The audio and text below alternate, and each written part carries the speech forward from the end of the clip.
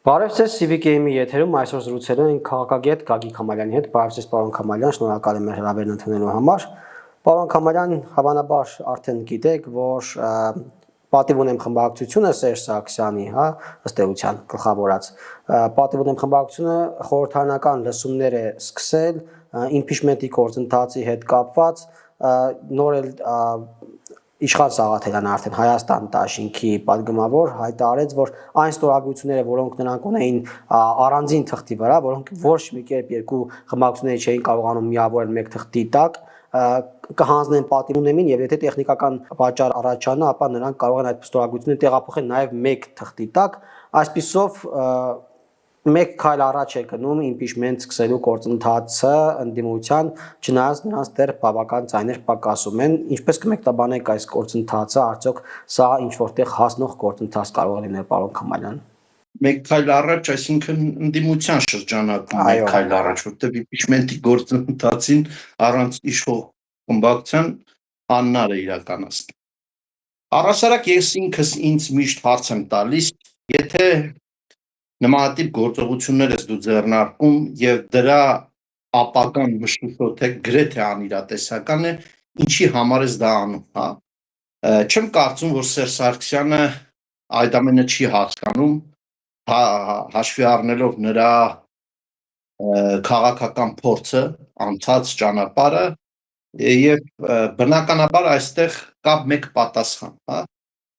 Այս ամենը իրականացվում է, դա իմ սուբյեկտիվ կարծիքն է, այս ամենը իրականացվում է մեկ բանի պատճառով,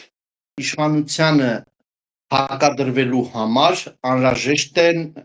քարոզչական տեսարանների բեմադրություն, այսպես կարելի է ասել։ Սա բնականաբար արվում է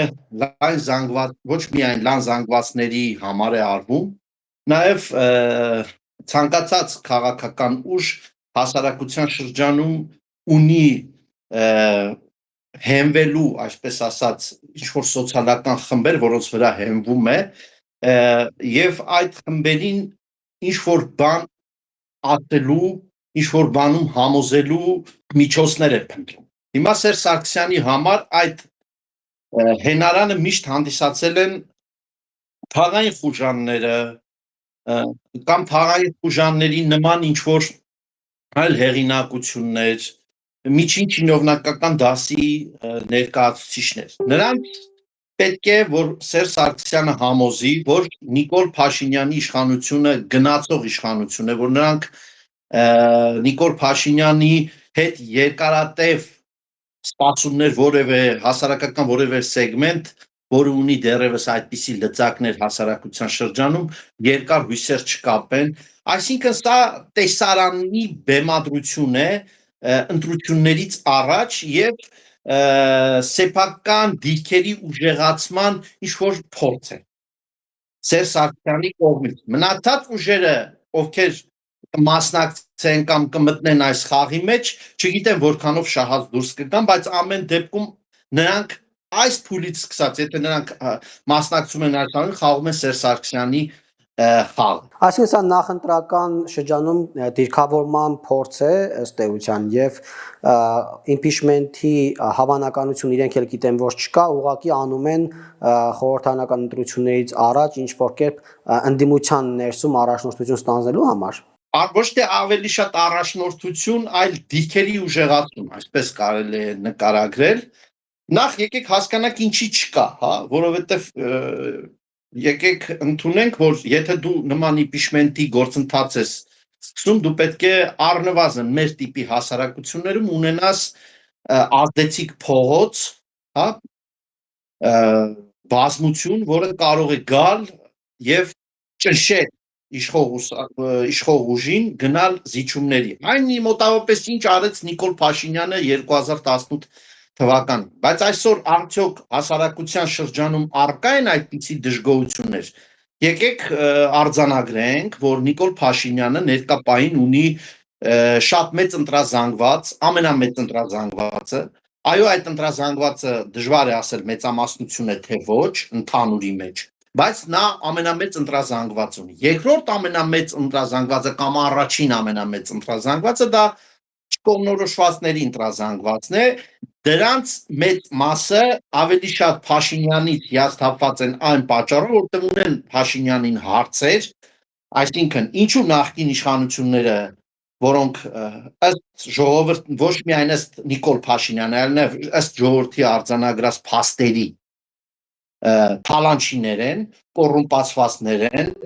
զավթել են մի քանի անգամ ընտրությունները կեղտելու միջոցով իշխանություն, այսինքն ինչու պատասխանատվություն չեն կրել,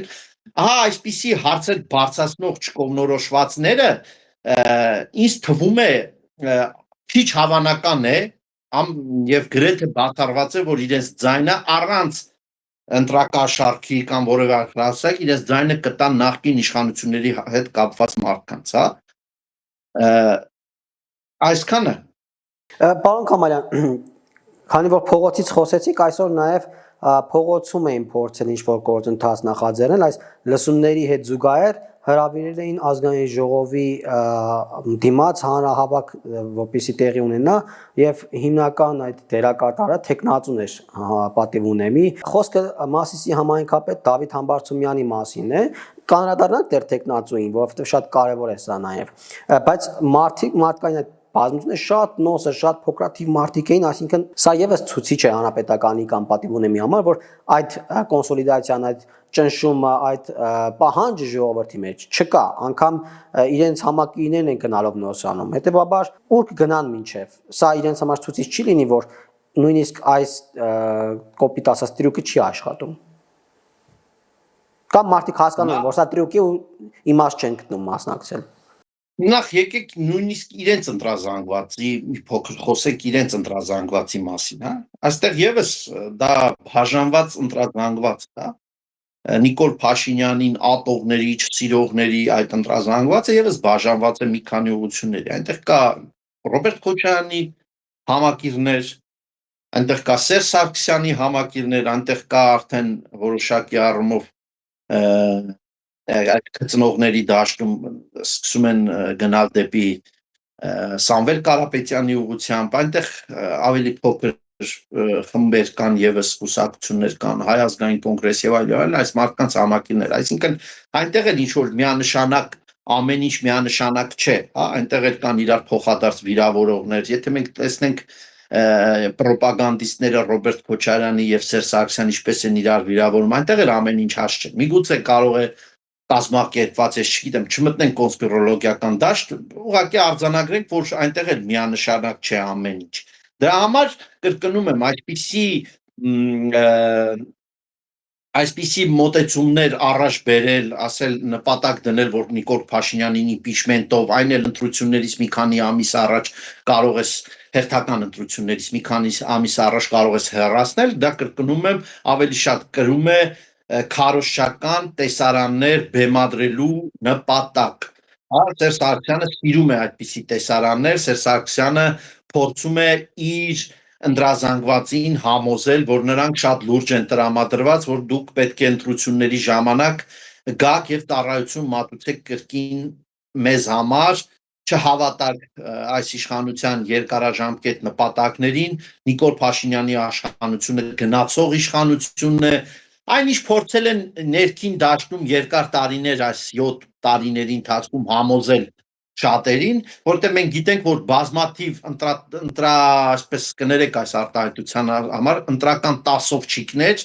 որոշ ժամանակ անց 2018 թվականից ցեցին մերձենալ ԿՊԱ-ական շրջանակների հետ, հա, մտնում էին ԿՊ-ի շտաբեր էին աշխատում, ճիշտ է, ոչ թե ընտրակեղծիքներ անելու, այլ պարզապես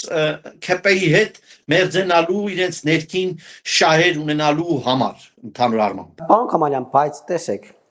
հաշվի առնելով տեխնացուն, ես նշեցի, որ կանադառնանք դեր տեխնացուին, Դավիթ Համբարձումյանին, արդյոք տեխնացուի ընտրությունը եւս չի խոսում այն մասին, որ Սերժ Սարգսյանը բացահայտ կերպով ցույց է տալիս, որ այս գործընթացը ֆիկտիվ բնույթ է կրում եւ անգամ իր ընտրազանգվածին, անգամ հանրապետականներին չի կարող համոզել, որ ինքը լուրջ մտել է իմպիչմենտի գործընթացի մեջ, մտածում է, որ ինչ որ թեկուզ 2%-անոց հավանականություն կա, որ դա տեղի կունենա, եւ դա անում է, ասենք, Դավիթ Համբարձումյանի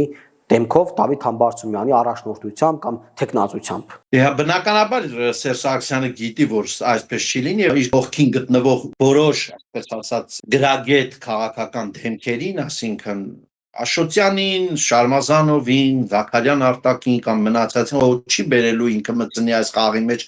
փչացնելու, որպես գործիք այս տեսարանները իրականացնելու համար օգտագործում է կիսագողականացված ինչ-որ մի կերպարի, որի բնականաբար նրա կերպարի փչացնելու կամ չփչացնելու խնդիր չունի, հա, Դավիթ Համբարձում մտածի, որ իր, ասենք, իր իմիջը կարող է փչանալ, հա, դա համար մտել է այս կաղին։ Բայց հարցն նա է, պարոն Քամարյան, որ իրենց ընտրազանգվածն էլ պետք է որ տրամաբանորեն չհավատա այս գործընթացի իրատեսականությանը, հաշվի առնելով անգամ կամ ոչ թե իրատեսականության, այլ մտադրությունների անկեղծության հանրապետականի կողմից հաշվի առնելով թեկնածուն։ Իրենց ընտրազանգվածն էլ չի հավատում այս գործընթացին եւ իրենք գիտեն, որ իրանց ընտրազանգվածը չի հավատում այս գործընթացին։ Ես չեմ կարծում, որ այդ 50-100 հոգին, որ ազգային ժողովի բակում կարող են հավաքվել, դա Սերժ Սարգսյանի ամբողջ ընտրազանգվածն է, չէ՞։ Բնականաբար կան հազարավոր մարդիկ, որ կարող են Սերժ Սարգսյանին համակրել, որտեվ իր իշխանության տարիներին ունեցել են անսահմանափակ հնարավորություններ, ունեցել են կոռուպցիա իրականացնելու լծակներ եւ այլն, կարողացել են հարստանալ, բայց կրկնում եմ, նրանք կմտնեն գործընթացի մեջ այն ժամանակ, երբ այդ գործընթացը լինի լուրջ, բայց այս գործընթացը ի սկզբանե բովանդակային առումով անլուրջ է, բայց քարոզչական տեսանկյունից բնականաբար ունի որոշակի նպատակներ։ Նպատակներից մեկը կարող է լինել Քոչարյանի դեմ կամ Քոչարյանին կոպիտ ասած փչացնելու միտված, հաշվի առնելով, որ Քոչարյանի դաշինքը երկար ժամանակ չէր միանում այս նախաձեռնությանը կամ ձևացում է, որ միանում էր, չէր միանում, դաշնակների նման ասած կողմնալով դեմ էին, ստորագրել էին առանձին թղթի վրա, հիմա նոր երևի այս ճնշումը արդեն ստիպեց նրանց գնալ նրան, որ ասեցին ստորագրությունները կմիացնենք մի թղթի տակ, այն էլ խոստացել են, չգիտենք կանեն թե չէ։ Ցույց տալու համար, որ օրինակ Քոչարյանը չի ուզում, որ Փաշինյանը գնա, այդ տեսեք ինքն է պահում, որովհետև այդպիսի մեղադրանքներ կա նաև Սերժ Սարգսյանին, ով որ Սերժն է պահում Նիկոլին եւ այլն։ Դե բնականաբար դիմության ներսում ես ասացի, որ ընտրազանգվածների տարբերություն կա եւ այնտեղ դիրքերի քվոտաների կռիվ կա, բնականաբար իզուր չեն փոխհրաձգության մեջ Քոչարյանի եւ Սերժի ռոպագանդիստները, նրանք էլ իրենց ընտրազանգվածի մեջ են փորձում ավելի ծանր դեր խաղալու հնարավորություն ունենալ, հա, եւ բնականաբար սա կարող է որոշակի առումով նաեւ ուղղված լինի Ռոբերտ Քոչարյանին, հաշվի առնելով, որ Ռոբերտ Քոչարյանը սկզբանե ասում էր, որ սա անհեռատես անիմաստ գործընթաց է եւ թե կյանքում առաջին անգամ ես մի անգամ էլ եմ ասել, որ Ռոբերտ Քոչարյանի հետ ամբողջովին համաձայն եմ։ Եվ իսկ հետագան թե ինչպես կդասավորվի արդյոք Սերժ Սարգսյանը ավելի առաջնային դիրք կունենա ընտրություններին, քան Ռոբերտ Քոչարյանը, շատ դժվար է ասել, բայց ինձ թվում է Սերժ Սարգսյանը ավելի շատ լծակներ ունի, եթե 21 թվականին ուղղակի պատերազմի պարտությունից հետո այդ ֆոնի վրա Ռոբերտ Քոչարյանը կարողացավ կոնսոլիդացնել դաշնակցության միջոցով բողոքավոր զանգված, հիմա այլևս դա չի գործելու, հա, եւ բնականաբար արդեն իրենց կայուն ընտրազանգվածի մեջ են իրենք որոշում իրենց դիրքերի առաջնահերթությունը կամ ոչ առաջնահերթ լինելը, հա, եւ բնականաբար պայքար գնում է իրենց ընտրազանգվածի համար։ Այսինքն պայքարը ընդդիմության մեջ առաջին տեղը գրավելու համար է, ոչ թե հաղթելու ընտրություններում։ Որովհետեւ իրենք խոսում են, որ միասնական չեն գնալու, հա, նույնիսկ Հայ ազգային կոնգրեսը, որը գիտի, որ շատ դժվար կարող է ինքը հաղթահարել 5%-ի շեմը, հա,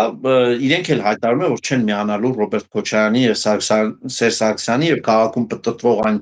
նորությունները, որ կարող են դաշինքով գնալ, այսօր Լևոն Զուրաբյանը ազգային ժողովի ամբիոնից հերքեց դա։ Այսինքն փորձում են ավելի շատ ասում են, որ ուզում են Գյումրի 2 իրականացնել, հա, այսպես բազմաճակատ այսպես բանով գնալ եւ փորձել այդպես հաղթել Նիկոլ Փաշինյանին։ որը երևի թե ամենաիրատեսականն է իրենց համար։ Ես չգիտեմ ինչքանով կիրականացվի դա չէ, բայց դա իրատեսական բան է, հա, մի քանի ճակատով գնալ, մոլորեցնել հանրության, այն ինչ տեղի ունեցավ Գյումրիում, պարզապես մի տարբերություն դա տեղական ընտրություն էր Գյումրիում եւ տեղական ընտրությունը համապետականի հետ չի կարելի համատել, որովհետեւ տեղական ընտրություններում այդքան չի բևեռացվում գաղափարական տեսանկյունից հասարակությունը, ավելի շատ անձերի վրա է կենտրոնացվում, իսկ հիմա արդեն համապետական ընտրություններում ցանկացած ընտանիքի ներսում քննարկվում է, հարցեր են իրենց տալիս, բնականաբար ամեն դեպքում դա այդքան էլ չես կարող ասել, որ միանշանակ Գյումրի սցենարը կարելի է միանշանակորեն կրկնել։ Գյումրի 2-ի մասին խոսել է նաև Արթուր Խաչատրյանը, բացի հայտարարել, որ այո չի բացառվում Գյումրի 2 սցենարի իրականացումը, բայց այստեղ ինչպես դուք էլ նկատեցիք տարբերություններ կան, նաև հիշում ենք, որ Գյումրիում օրինակ Մարտուն Գրիգորյանին ընտրած մարդկանց մեծ ամասնությունը, նաև Ռուբեն Մխիթարյանին ընտրած մարդկանց մեծ ամասնությունը հաշտ չէին Վարդան Ղուկասյանի ընտրության հետ, եւ համապետական մակարդակում, երբ նաև իրենք էլ խոսում են այդ մասին, որ չեն բացառում Գյումրի 2 սցենարը, նաև մարդիկ տեսել են Գյումրի 1 սցենարը, ինչ որքանով հավանական է համարում, որ մարդիկ կխաբվեն ու կգնանք քվեարկեն այդ տարբեր ուժերն ու տարբեր ուժերը կկարողանան միավորել իրար։ Հաշվի առնենք նաև այստեղ պարոն Քամալյան Սամվել Կարապետյանի հնարավոր դերակատարումը, որովհետև խոսք է գնում, որ ինքն էլ է ուզում կուսակցություն բացել, մասնակցել ընտրություններին ու սա ինչպես կփոխի եղած դասավորությունները, որովհետև ըստ էության նույն ընտրազանգվածի վրա է աշխատելու գումարած փորձելու է հավանաբար այդ հիասթափվածներից ինչ-որ ընտրազանգվածներ գրավել։ Նայեք, այստեղ եկեք արձանագրենք, որ կա հասարակության մեջ, ընտրողների մեջ երկու բևեռացված զանգվածներ, Փաշինյանի կողմնակիցներ եւ Փաշինյանին չսիրողների։ Այնտեղ այդ Փաշինյանին չսիրողները կարող են ընտրել Ռոբերտ Քոչարյան, Սերժ Սարգսյան, ամեն մեկը իր համակրությունն ունի, բայց այս երկուսը բավականին կայուն հայացքներ ունեն եւ երբեք իրար չեն ընտրելու։ Ես չգիտեմ Գյումրիում օրինակ կարող է Մարտուն Գրիգորյանի այն տվողների մեջ եղել է Փաշինյանին համակիր թե չէ, միգուցե, չեմ բացառում։ Ավելի համոզված եմ, որ կարող է սիրում է Փաշինյանին, բայց ինչ-ինչ պատճառներով ընկերական բան հարաբերություններից ելնելով ձայնը տա։ Ահա սրա մասին են խոսում։ Իսկ Սամվել Կարապետյանի երրորդ ուժի մասով եկեք արձանագրենք, որ այդ Սամվել Կարապետյանի ամբողջ արդեն այս կոմպանիան, որն սկսել է ձևավորել այդ մեր ձևով շարժումը, օգտվում է նույն խոսույթից, նույն բառամթերքից, նույն մոտեցումներից, ինչ խոսում են, անում են նախկին 3 նախագահների կողմնակիցները, հա, Փաշինյանը դավաճան է, Փաշինյանը ապազգային է, Փաշինյանը մեր արժեհամակարգն է վերացնում եւ այլ, այս խոսույթի մեջ է իրեն տեղավորել։ Եվ բնականաբար դեռևս շատ դժվար է նրա համար գնալ չկողմնորոշվածներին իր կողմը բերելու, այլ այնտեղ կարող է լինել որոշակի տոկոսներ, որ կարող են համոզվել, որ ինքը ուժեղ տղա է, կարելի է գնալ եւ տալ, բայց դեռևս ֆինանսական հնարավորությունները, որոնք անպայման օգտագործել են։ Բայց դեռևս Սամվել Կարապետյանը եկեք արձանագրենք, որ գտնվում է Նիկոլ Փաշինյանի ատողների, սիրողների սեգմենտի վրա է դեռևս, այդ հավաքակազմի մեջ է, այդ կոնտինգենտի մեջ է իր գործնեությունը դեռևս ծավալում, իսկ այնտեղ նա ավելի շատ փոքր կուսակցություններից, փոքր համակիրներ ունեցող դեմքերից է վերցնելու ընտրազանգված, հա, ինքը ավելի շատ ձայներ է տանելու ամենայն հավանականությամբ դաշնակցությունից, ամենայն հավանականությամբ այդ Մայր Հայաստան, այնտեղ կա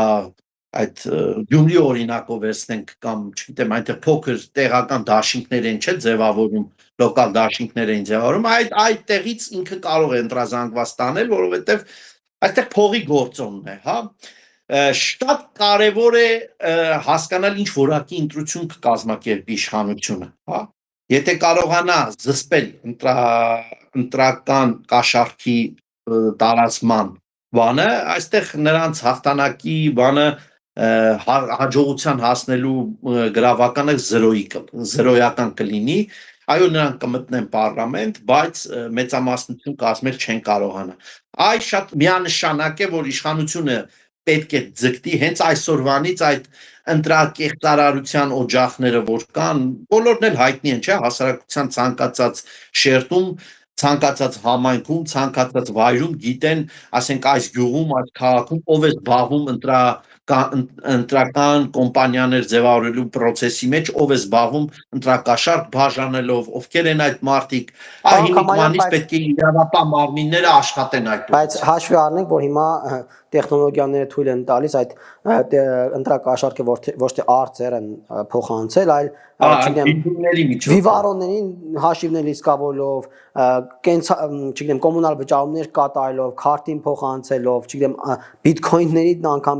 տարատեսակներ կան, խոսակցություններ կան, որ գրասենյակներ են վարձակալում, այնտեղ մեծաթիվ աշխատակիցներ են ներգրավում, բարձր աշխատավարձեր են տալիս, դա եւս ընտրակաշարքի տեսքով, այսինքն որ այսքան ընտրության բնականաբար դա ընտրակաշարք է։ Հնարավոր է դրա դեմն առնել։ Չգիտեմ դատախազությունը կամ քննչական մարմինները եւ մնացած ոստիկանությունը, այսինքն իրավապահ համակարգի ներկայացնի ինչպիսի մեթոդներով եւ ինչպիսի տեխնոլոգիաներով կարող են պայքարել այդ ամենի դեմ, բայց ամեն դեպքում պետք է ամեն ինչ անել, որ գոնե ոչ թե արմատախիլ, գոնե նվազեցնեն այդ ամեն ինչը։ Մինչեւ հասարակությունը երկարատև տարիներ ընթացքում հարմարվի ժողովրդավարական էլեկտորալ ժողովրդավարության գիտակցությանը եւ հասկանա, որ այսինքն իր մտքով չանցնի, հիմա դու շարքային Եվրոպացուն, ես ապրում եմ այստեղ, դու ասես ընտրություններին դու գնաս քեզ ընտրակաշարք տան, ինքը չի էլ հասկանա դա ինչի մասին է խոսքը, որտեղ չի հասկանում ինչի համար կարելի է ընտրակաշարք փող բաժանել, հանուն ինչի։ Հա, իսկ մեզ մոտ դեռևս այդ իներցիայով դեռևս գնում է հասարակությունը, բայց ինձ թվում է կարելի է վերահսկել։ Կան լծակներ, որ կարող ես դու դրանով վերահսկել process-ը։ Պարոն Քամալյան, Լևոն Զուրաբյանին դուք անդրադարձաք, երբ նշեցիք, որ ամբիոնից հայտարարություն անել, նա նախորդին եւս հայտարարել էր, որ Լևոն Տեր-Պետրոսյան առաջիկա ընտրություններում, խորհրդանական ընտրություններում լուրջ դերակատարում է ունենալու, չնայած դրանից առաջ, երբ Լևոն Տեր-Պետրոսյանին ուղիղ լրագրողները հարցրել էին խորհրդանական ընտրություններին ՀԱԿ-ի մասնակցության մասին, ասել էր, որ դա պետք է հարցնել Լևոն Զուրաբյանից, արդյոք կմասնակցի ՀԱԿ-ը թե ոչ, հիմա Լևոն Զուրաբյանը ըստ էության պատասխանել է, որ անկապ Տեր-Պետրոսյանն է առաջիկայում լուրջ դերակատարում ունենալու ու նշել է, որ պետք է ստեղծել երրորդ ուժ, հա, քաղաքական նոր այլընտրանքային ուժ, որը, ցիտեմ, հիմնված կլինի թե ծրագրային պլատֆորմի վրա եւ թե կապահովի այնպիսի համախմբում, որ Հայաստանում հնարավոր լինի ծավալել համաժողովրդական շարժում, սա է գլխավոր նպատակը, արդյոք հնարավոր կլինի այդպիսի համախմբում իրականացնել եւ ինչ շերտեր են պարունակելու, հա, այդ ինչպիսի ուժեր են լինելու, արդյոք դաշինքների մասին է խոսքը, թե ինքն է նկատի ունի Գյումրի 2 սցենարը։ Նախաբանող եմ, հա, ես հարգում եւ հարգելու եմ Լևոն Տեր-Պետրոսյանին որպես ականավոր գիտնական, որպես հմուտ քաղաքական եւ պետական գործիչ, ես իրենից շատ բան եմ սովորել, երբեք չեմ կարող դա ուրանալ, հա։ Եթե նկատած կլինեք, ես սոցիալական ցանցերում երբեք ուղիղ կերպով Լևոն Տեր-Պետրոսյանին անդրադարձ չեմ անում, որևէ վիրավորական բառ, որևէ բան չեմ ասում։ Նախ առաջին հերթին նրանց հետ ես հարգել եւ հարգում եմ, բայց Լևոն Տեր-Պետրոսյանի հետ ունեմ շատ լուրջ գաղափարական տարաձայնություններ, հա։ Դա նորմալ է քաղաքականության մեջ։ Իրենք հասնում են իրենց տեսակետը, որ իրենք այդպես են մտածում, ես հայտնում եմ իմ տեսակետը, որ ես այդպես եմ մտածում։ Իսկ այլընտրանք դառնալու մասին Լևոն Տեր-Պետրոսյանը եւ Հայ ազգային կոնգրեսը շատ լուրջ հնարավորություն ունեին 2021 թվականին դառնալու իրոք այս իշխանության եւ նախկին իշխանություններին ռեալ այլընտրանք, իրական այլընտրանք։ Ես համոզված եմ, որ նույնիսկ տևական ժամանակ, օրինակ նոյեմբերի 9-ից հետո, դա դեկտեմբեր, հունվար, փետրվար ամիսներին, միջև այն պահ, երբ Լևոն Տեր-Պետրոսյանը հայտարարեց, որ ինքը ցանկանում է Ռոբերտ Քոչարյանի եւ Սերժ Սարգսյանի միջոցով դաշինք կազմել ընդդեմ Նիկոլ Փաշինյանի, իրենք ունեն բոլոր հնարավորությունները այդ այլընտրանքը դառնալու։ Դա տակտիկական շատ լուրջ սխալ էր, որովհետև Հայ ազգային կոնգրեսի եւ Նիկոլ Փաշինյանի ընտրազանգվածները գրեթե նույնական են եղել։ Հասկանում, դա երկար տարիներ նախորդ արատավոր համակարգը մերժած մարդկանց բազմություններ, դա առանձին սոցիալ մշակութային պատկերացումներով մարդիկ էին, որոնք բնականաբար երբեք ու երբեք նախկին իշխանության հետ որևէ առնչություն ունենալը դրականորեն չէին ընդունելու եւ այդտեղ Լևոն Տեր-Պետրոսյանն ու Հայ ազգային կոնգրեսը կորսեցին շատ մեծ ընտրազանգված։ Իսկ հիմա 5 տարի անց գալ եւ ասել ես ձևավորում եմ այլընտրանք եւ այդ 5 տարիների ընթացքում դու ամբողջովին մաս ես կազմել Քոչարյանակ սերժական ռոպագանդայի ծառայող լրատվականներում, այսինքն դու հարցազրույցներ ես տալիս իրենց ռոպագանդիստներին, եթե դու նույնիսկ չես կիսում իրենց բարոյական նկարագիրը, եթե դու նույնիսկ չես համարում, որ Ռոբերտ Քոչարյանն ու Սերժ Սարգսյանը պետք է գան իշխանության կրկին, բայց եթե դու գնում ես իրենց ռոպագանդային ծառայող լրատվամիջոցներով հարցազրույց ես տալիս, դու ավտոմատ կերպով դառնում ես դրա մասը։ Հասկանալի է, դա մեկ անգամ չես անում, երկու չես անում, դու մշտապես ես դա անում եւ հասարակության մեջ դու դիտարկվում ես որպես այդ ընդհանուր ֆոնի մի մաս։ Հա, եւ այսօր դու ասես ես այդքան եմ ձևավորում, դա մի քիչ իրական չէ, դա անլուրջ է։ Եվ երկրորդ գաղափարական տեսանկյունից այստեղ պետք է հաշվի առնենք, որ Լևոն Զուրաբյանը հստակ Հայ ազգային կոնգրեսը դրամադրված է ավելի շատ ռուսամետ դաշտում, հա, իրենք իրատեսական քաղաքականության լեզվով են խոսում ռուսամետության մասին, բայց իրականում դա ռուսական կողմնորոշման մասին է խոսում։ Իրենք կարող են հակադիր լինել ավելի ծայրահեղ արևմտամետներին, հա, այստեղ խոսքը գնում է դեմոկրատական որոշ ուժերի մասին, որոնք ունեն ծայրահեղ արևմտյան կողմնորոշում, բայց Նիկոլ Փաշինյանը, որը ունի ամենամեծ ընտրազանգվածը, որի դեմ դուք պայքարում եք, իրեն դժվար է ասել, որ նրա այդ ընտրազանգվածն ու Նիկոլ Փաշինյանը ծայրահեղ արևմտամետներ են, չէ, այստեղ բավականին հավասարակշռված քաղաքականություն է վարում Նիկոլ Փաշինյանը, այո, երբեմն ճգնաժամ է առաջանում Ռուսաստանի հետ, երբեմն նույնիսկ կարող է Արևմուտքի հետ էլ որոշ հարցերում, օրինակ վերջերս Միացյալ Նահանգների հետ կապված Նիկոլ Փաշինյանը որոշակի բողոք ներկայացրեց նախորդ վարչակազմի հետ, որ ահա հիմա են ինձ հասկանում, մոտավորապես այսպես չէ, ընդհանուր առմամբ սա է։ Ես չեմ համարում, որ իրատեսական է, որ Հայ ազգային կոնգրեսը կարողանա կոնսոլիդացնել մեծ ուժ, այն էլ այն պարագայում, որ կրկնում եմ Սամվել Կարապետյանը իր կապիտալ հնարավորություններով մտնում է խաղի մեջ, ինձ թվում է որոշ պայից հետո շատ հնարավոր է, որ Հայ ազգային կոնգրեսը հենց Սամվել Կարապետյանի հետ կարող է համագործակցության դաշտ ստեղծել իր համար, որտեղ Սամվել Կարապետյանը եւ ի կողմնակիցները, ինչքան չեմ սխալվում, եղբոր տղան էլ հայտարարեց, որ իրենք նախկին նախագահների հետ դաշինք չեն կազմում, նկատի ուներ ոչ թե Լևոն Տեր-Պետրոսյանին, այլ Սերժ Սարգսյանին եւ Ռոբերտ Քոչարյանին։ Իրենք էլ են հասկանում, որ Սերժ Սարգսյանը եւ Ռոբերտ Քոչարյանը ինչքան էլ կայուն ընտրազանգված ունեն, միևնույն հասարակության լայն շերտերի մոտ բացասական բան ունեն եւ դժվար է նրանց հետ համագործակցելով ակնկալել, որ դու կարող ես մեծամասնություն կազմել։ Պարոն Քամալյան, տեսեք, բոլորը գտնում են նույն արժե համակարգի մեջ, դա ռուսական արժե համակարգ։ Դուք նշեցիք տարբեր հարթակներում ՀԱԿ-ի անդամների ներկայացուցիչների ռոպագանդիստական հարթակներին անդրադառնալով այնտեղ հարցազրույցները ցանկացածներ կարելի է հարցազրույց տալ, բայց հարցն այն է, որ իրենց թեզերը, նարատիվները նույնական են, ինչ որ դաշնակցության թեզերը, եւ իրենք հրաժարվել են խաղաղության օրակարգից, որը առաջ էին տանում տարիներով, հիմա որքանով է հավանական, որ իրենք նոր ընտրազանգված կարողանան գեներացնել իրենց շուրջ դաշնակցական թեզերով, չէ՞ որ թեզերը արդեն զբաղված են, այդ մարդիկ դաշնակցության ընտրազանգված են, արդյոք նրանց հույսը նա է, որ կարողանան Սամվել Կարապետյանի ֆինանսներով, ինչպես օրինակ բուրժուա դեմոկրատական հեղափոխությունն էին, չէ՞ ուզում անել Գագիկ Ծառուկյանի փողերը օգտագործելով։ Հիմա գուցե այդ ֆորմատով են փորձում բուրժուա դեմոկրատական հեղափոխություն երկուսը անեն Սամվել Կարապետյանի փողերով ու մասնակցությամբ։ Առայժմ դժվար է ասել այդպիսի հարցերի ես տեղեկատվություն չունեմ, որ կարողանամ ճշգրիտ պատասխանել, բայց բնականաբար այլևս այդ խաղաղության օրակարգով բանով դու չես կարող, որտեղ այդ խաղաղության օրակարգը կարելի ասել իշխանությունը ինքն է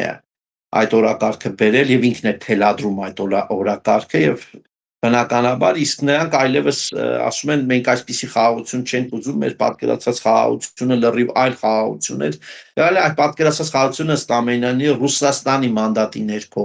խաղաղության մասին է խոսվում ոչ թե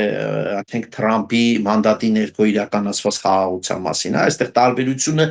դա է։ Իսկ իրականում չեմ կարծում, որ հասարակության ամենալայն շերտերում ավելի շատ ընտրություն են կատարելու խաղաղության եւ հա, դա իրոք աշխատելու է։ Օգոստոսի 8-ից հետո արդեն իշմարելի է դառնում, նկատելի է դառնում, որ Նիկոլ Փաշինյանի հանդեպ վերաբերմունքի փոփոխություն կա հասարակության շրջանում, դա միանշանակ է, որովհետև իրոք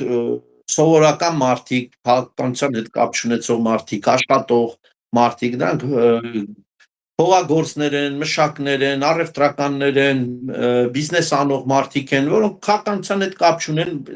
երեխա են մեծացնում Հայաստանում, տղա երեխաներ ունեն եւ բնականաբար ոչ մեկ էլ չի ցանկանում պատերազմ լինի եւ իրենց երեխաների կյանքը վտանգված լինի։ Այս զանգվածի վրա դա շատ մեծ ազդեցություն է ունեցել եւ ունի եւ կրկնում եմ, դա Նիկոլ Փաշինյանի արդեն լծակն է, քարոզչական լծակն է, այլ ոչ թե իրենց քարոզչական լծակն է։ Իսկ մնացած դեպքերում համեմատական են անցկացնելու մարդիկ, եթե կրկնում եմ ընտրակաշառք չլինի, համեմատական են անցկացնելու ինչ է փոխվել այս տարիների ընթացքում, ինչ են տեսնում, ինչ են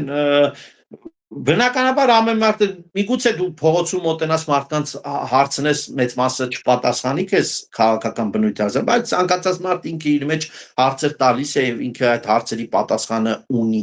Եվ բնականաբար այդ զանգվածին ով կարողացավ իր կողմը տանել, նա էլ շահած է դուրս գալիս։ Այս պահին կարելի է ասել, որ ամենամեծ շանսերը ունի Նիկոլ Փաշինյանը, ամենայն հավանականությամբ։ Եթե կարողանան Նիկոլ Փաշինյանի ղեկավարած իրավապահ համակարգի ներկայացած զսպել այդ ընտրակաշառքի լայն կիրառման փորձերը եւ այլն, ամենայն հավանականությամբ Նիկոլ Փաշինյանը կվերարտադրվի հերթական անգամ եւ դա արդեն նկատվում է։ Շնորհակալ եմ, պարոն Քամալյան։ Ես եմ շնորհակալ։ CVK-ի եթերում զրուցեցինք Գագիկ Քամալյանի հետ, տեսություն կհանդիպենք։ Չմոռանաք հավանել տեսանյութը եւ բաժանորդագրվել CVK-ի YouTube-յան էջին։